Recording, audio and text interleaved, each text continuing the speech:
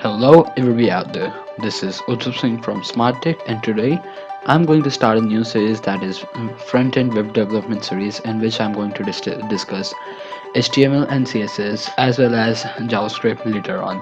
So today, what I'm going to do is introduce you. Um, I will just get you up and running with the softwares that you're going to need. Actually, there's only one thing that you need: a place to write your code. Alright, so usually beginners use what comes in built Notepad. I have a few of them here. What you can use is build Notepad, but what I will be using is Visual Studio Code. Of course, this is not necessary. You can use anything, and by the way, this is free. I just kind of love it. So you can use Visual Studio Code, or you can go ahead and there's an open source atom.io, and there's a Notepad on steroids, so you people buy Notepad plus plus. That's a few of the best ones. Actually, the ones I like. Um, you have one by JetBrains, WebStorm, right here. WebStorm's JetBrain. Alright, that one is paid, but all these three are free.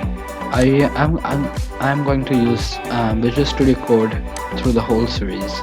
So if you're a beginner, it would be better and easier for you if you use this one. But if you are experienced, this series, some parts of the series later on will be useful for you. But in the starting, I'm going to discuss the beginner level. All right. So first, when you install it, I'm going to show you some basic things. Once you install Visual Studio Code, open it up. It's just a simple Windows classic install method, Alright, so let's go. I'm just going to close this one. Now, file, new file. Alright, so first I'd like to save this one. Actually, let me show you something. If I write anything, Visual Studio Code will treat it like like a text document, normal document, right? So file, save. Alright, just control this for that. And in here, select .html, untitled one. I want to name it test. Sorry, HTML. Let me go to HTML. Now, don't confuse this with XML. That's an entirely different thing. Alright, HTML, here it is. I'm going to name this test.html. Cool. So if you go here, you have test.html. You have to open it with Google Chrome. Alright. So now when you open it, it's just a blank page because there's nothing in here. So the best thing, there's a particular kind of a base layout to how it works. So HTML tags are here. That's the base HTML tags. So when you start it, it's between these, and this dash means that this tag is closing here. Alright, so this is called an proper tag if you want it. Closing tag, exactly. And now what you want is an head. Head. So this will autocomplete, this will auto close, but you should get in a habit to write this yourself. Alright, so because it helps later on to prevent any problems in the code, actually, because this is important. So what does the head contain? The head contains the metadata of your web page, like who created it, some links to the resources, like some online resources that you are using, links to them, so that your document can access them. Alright, and one of the most common tag is title. Alright, so whatever you write here, my first page. Cool. So look here, it was earlier the name of the file itself, but now you have given it a custom title. Alright, so now as you can see, this one is nowhere, it's just outside the document. It's just plain text, so it is showing up here. Just remove it. Alright, cool. Now this is your title, and this is in the head because it's not showed on the actual body of your web page. Alright, so what's for the body? Simple, body tag.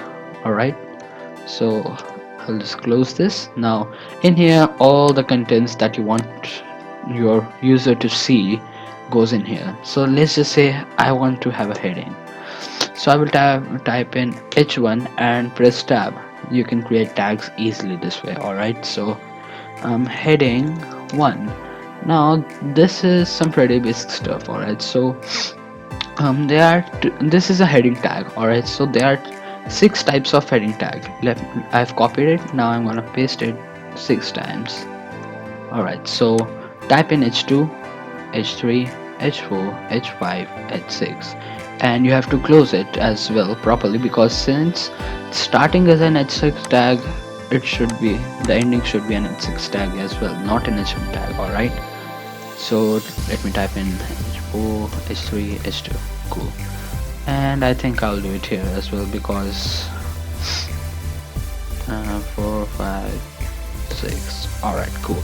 Now let me refresh.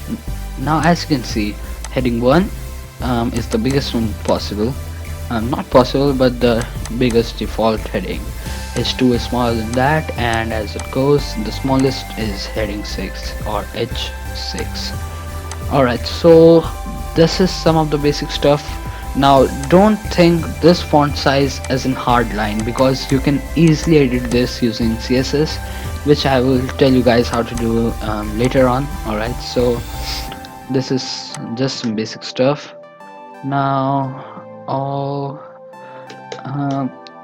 I think I'll show you one more thing, paragraphs. Alright, so paragraphs are denoted by P, and well, they are paragraphs. Alright, so nothing really, they are very useful actually, because now one more important thing is, you usually use placeholders a lot of time, and while developing a prototype or the first iteration of a website, as you might say. So there's a thing called Lorem Ipsum. Alright, so it's like Latin random words.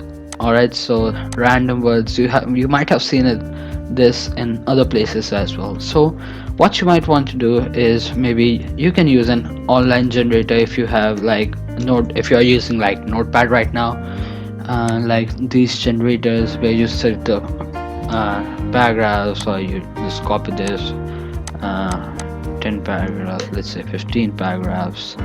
Let me generate. It's a good way, but you don't always need to open your Google Chrome and all that. You don't need your browser for that. So just type in Lorem here and press tab, and bam, you have just generated a Lorem Ipsum paragraph. So now you might have seen the headings are bolded, and paragraph is like normal paragraph, not bolded. Headings are usually bolded after all. Now you can just press space here, Lorem, tab again, Lorem, tab, Lorem, tab, Lorem, tab. Sometimes it does not read because of space and all. That's okay, as you can see here. So I like to delete this whole line. Oh boy, doesn't matter. Done. Cool. So just get used to it, and hope you like this video. If you liked it, press the like button. If you want to keep yourselves updated about the next few parts of the series, make sure to press that subscribe button and ring that bell icon. Thanks for watching.